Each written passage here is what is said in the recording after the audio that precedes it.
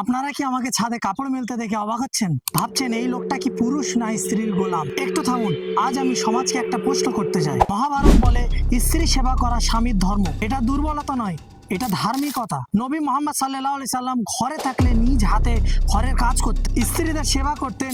তিনি কখনো বলেনি এগুলো মেয়েদের কাজ, পুরুষের না। তিনি স্পষ্ট বলেছেন, তোমরা তোমাদের স্ত্রীদের সঙ্গে দাসের মতো আচরণ করবে না। আজকের সমাজ কি বলে জানেন?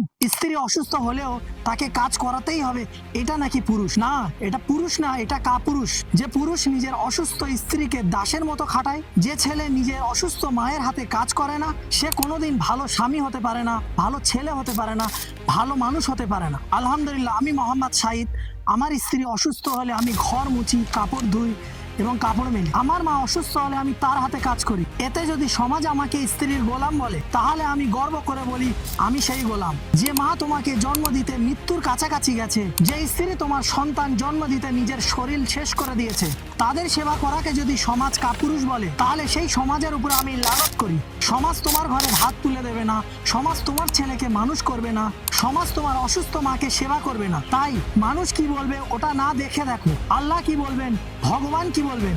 স্ত্রী আর মায়ের সেবা করা আসল পুরুষ তাদেরকেই বলে।